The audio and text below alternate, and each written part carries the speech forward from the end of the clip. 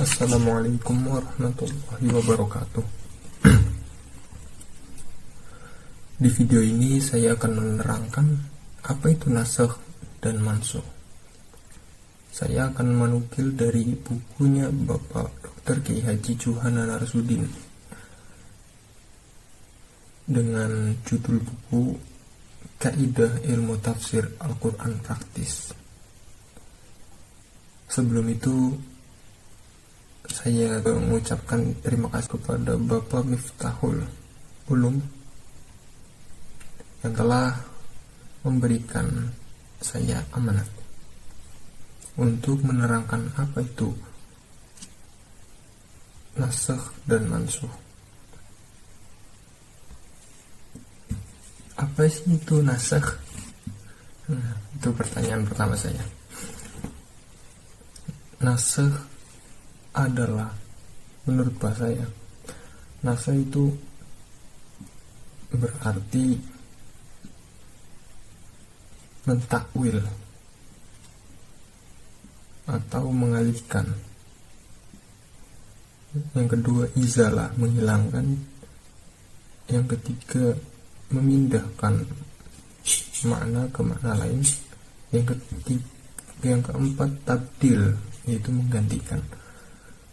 Dari bahasa itu sendiri kita bisa menyimpulkan bahwa nasakh itu adalah mengganti atau memindahkan sebuah perkara ke perkara yang lain. Nah, menurut istilah, kata nasakh dapat diartikan dengan menghapus atau memindahkan ayat dari satu hasil ke hasil yang lain, atau memindahkan suatu hukum ke hukum yang lain, seperti itu.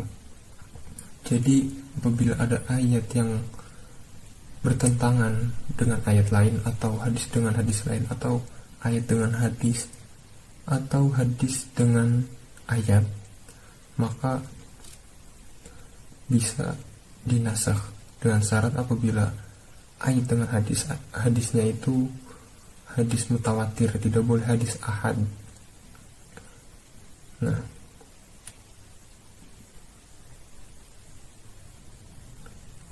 orang yang mempelajari nasakh secara dalam menurut Abu Zahra adalah Imam Syafi'i, yang terdapat di dalam kitab Risalatul Usul.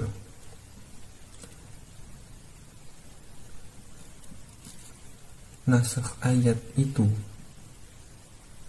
memiliki beberapa syarat. Yang pertama adalah, satu, hukum yang mansukh adalah hukum syara', jadi tidak boleh hukum selain syara', seperti hukum negara yang dinasakh dengan Al-Quran, atau hukum negara yang dinasakh dengan hadis. Itu tidak boleh, karena sudah beda konteks, bukan syariat lagi kalau di dalam negara. Yang kedua, dalil penghapusan hukum tersebut adalah khitab syar'i yang datang lebih kemudian dari khitab yang hukumnya mansukh. Jadi dalil yang digunakan itu harus dalil syar'i. Apabila bukan dalil syar'i, seperti ucapan seseorang tapi selain Nabi, maka tidak boleh. Yang ketiga, khitab yang mansukh hukumnya tidak terikat dengan waktu tertentu. Nah, yang dinasakh ya, nasakh yang dinasakh itu tidak terikat dengan sesuatu. Maka apabila ada sebuah dalil yang terikat dengan waktu,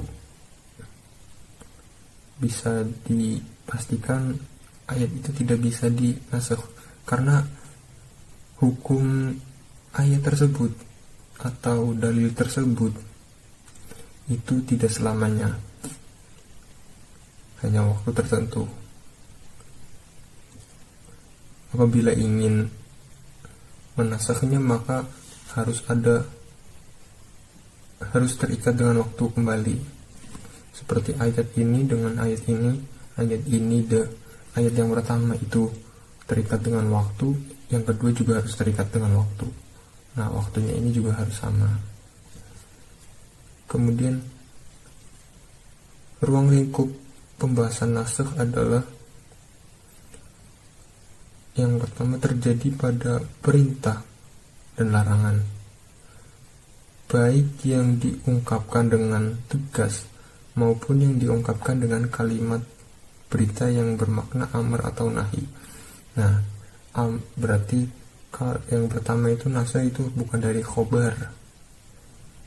Adapun kalau khobar itu memiliki makna amar atau nahi, karena hukum amar dan nahi itu menimbulkan hukum wajib, bisa jadi sunnah ataupun makruh.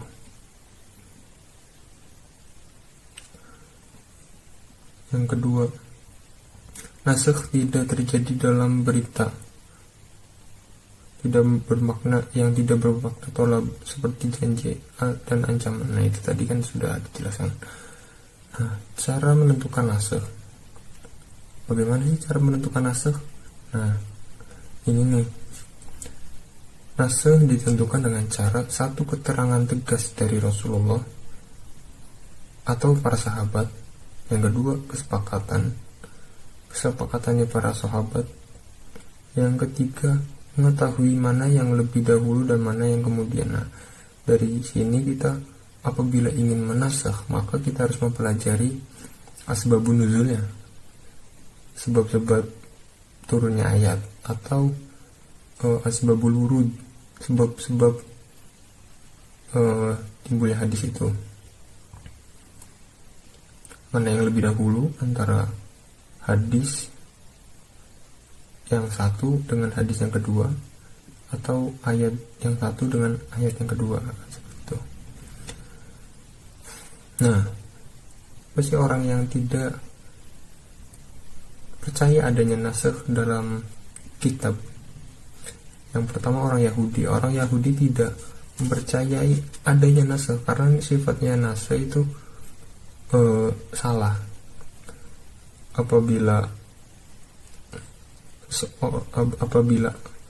ada nasakh dalam kitab suci, maka mereka mengartikan bahwa Tuhan itu bisa salah. Nah, mereka menolak pemikiran seperti itu. Yang kedua, orang Syiah Rafidhah, mereka berpendapat bahwa nasakh itu adalah hal yang bisa diterima akal dan wajar bagi Tuhan.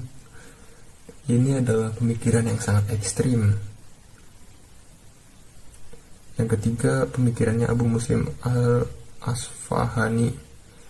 Beliau mengatakan bahwa nasakh itu bisa diterima oleh akal, masih bisa diwajarkan. Namun apabila terjadi dalam ayat Al-Quran, maka itu tidak mungkin, karena beliau berpendapat bahwasannya di dalam surat Al-Baqarah beliau menafsirkan bahwa yang dimaksudnya yaitu ayat tersebut untuk menasakh syariat-syariat yang terdahulu, bukan menasakh ayat Al-Quran. Kemudian hukum yang terkandung dalam Al-Quran adalah hukum syariat yang abadi, bukan untuk sementara. Yang ketiga, kebanyakan Hukum yang terkandung dalam Al-Quran adalah bersifat kulli, bukan juz'i dan khusus. Nah, karena hukum Al-Qur'annya umum untuk semua, maka tidak ada nasakh menurut Imam Abu Muslim Al-Asfahani. Namun jumhur ulama menafsirkan Al-Baqarah ayat 106 itu dengan ayat tersebut menerangkan tentang menasakh ayat atau menasakh hadis. Perbuatan-perbuatan Allah tidak bergantung pada alasan dan tujuan. Allah boleh saja memerintahkan suatu pada sesuatu waktu dan melarangnya pada waktu yang lain. Kemudian alasan yang kedua yaitu nas Al-Quran menunjukkan kebolehan, yaitu pada ayat 101 surat An-Nahl, wa idza baddalna ayatan makana ayah, dan apabila kami meletakkan suatu ayat di tempat ayat yang lain sebagai penggantinya. Kemudian pembagian nasakh dibagi menjadi 4, yaitu nasakh Al-Quran dengan Al-Quran, nasakh Al-Quran dengan hadis, nasakh hadis dengan hadis, nasakh hadis dengan Al-Quran. Yang seperti saya bilang tadi kan, bahwasannya hadis itu dengan syarat hadisnya itu hadis mutawatir, tidak boleh hadis ahad. Macam-macam nasakh dalam Al-Quran ada 3 macam, yaitu ayat yang dinasakh dalam tilawah dan hukumnya. Yang kedua, ayat yang dinasakh hukumnya tetapi tilawahnya tidak. Yang ketiga, ayat yang dinasakh tilawahnya saja namun hukumnya tetap. Dari 3 ini bahwa bisa disimpulkan bahwa nasakh itu tergantung, bukan seluruhnya, tapi tergantung apa yang diperlukan. Hikmah nasakh juga memiliki hikmah yang sangat baik. Yang pertama, memelihara kepentingan hamba. Tanpa adanya nasakh, maka kepentingan hamba akan tertunda karena syariat-syariat yang terlalu rumit. Yang kedua, perkembangan tasyri' menuju tingkat sempurna sesuai dengan perkembangan dakwah dan perkembangan kondisi umat. Nah, itu terkait juga dengan yang saya jelaskan sebelumnya.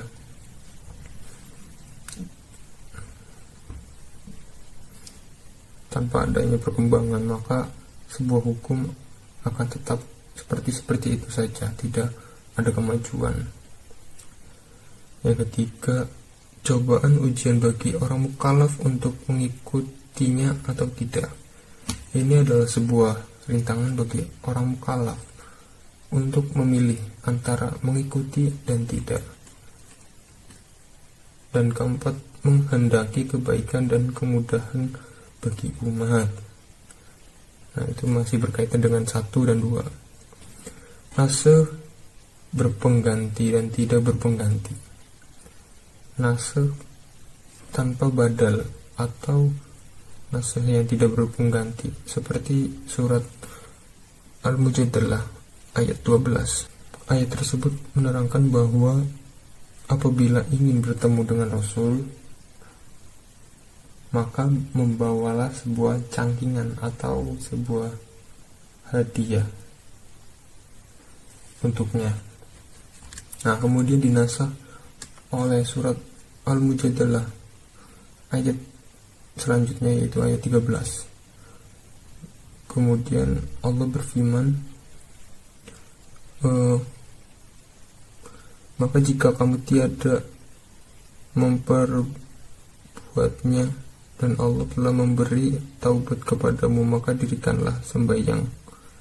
Nah, dari situ tidak ada unsur untuk menggantikannya. Kalau di sini kan ada, maka maka dirikanlah sembahyang. Nah, sembahyang itu memang sudah wajib dari dahulu ya, sebelum turun ayat ini sembahyang memang sudah wajib. Jadi pengganti dari ayat sebelumnya. Kemudian nasakh dengan badal akhaf, seperti ayat 183 surat Al-Baqarah, bahwasannya ayat tersebut menjelaskan perintah Allah untuk berpuasa saja. Nah, berpuasa tanpa ada penjelasan untuk berbuka. Nah, yang kemudian dinasakh oleh surat Al-Baqarah ayat 187, bahwasannya ayat selanjutnya itu menerangkan bahwa maka sekarang campurilah mereka dan carilah apa yang telah ditetapkan Allah untukmu, dan akan minumlah sehingga terang bagimu benang putih dari benang hitam, yaitu fajar. Kemudian sempurnakanlah puasa itu sampai datang malam, tetapi janganlah kamu mencampuri mereka itu sedang kamu beriktikaf dalam masjid. Nah, dari situ kita bisa membedakan bahwasannya puasa dari ayat pertama itu hanya berpuasa saja, tidak ada kejelasan tentang diperbolehkannya makan dan minum setelah terbenamnya fajar.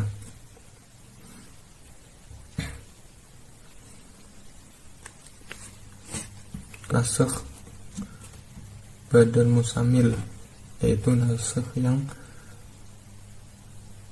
digantikan dengan sesuatu yang sepadan. Seperti contohnya, umat Islam dahulu itu berkiblat ke Masjidil Aqsa.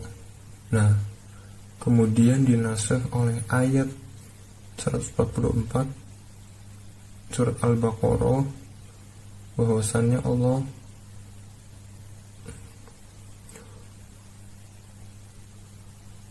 memalingkan ke kiblat yang kamu sukai. Nah, di situ Allah menjadikan kiblatnya itu ke Ka'bah, bukan ke Masjidil Aqsa. Karena yang keempat adalah badal dengan nasakh dengan badal asqal, yaitu nasakh dengan ayat yang lebih berat, seperti surat An-Nisa ayat 15, bahwasanya perempuan apabila berzina maka akan dikurung hingga mati. Namun dinasakh oleh surat An-Nur ayat 2, bahwasannya apabila wanita atau laki-laki berzina maka dirajam 100 kali.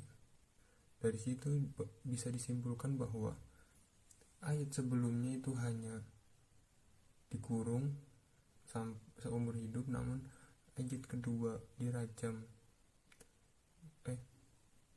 dicambuk hingga 100 kali dari masing-masing penzina.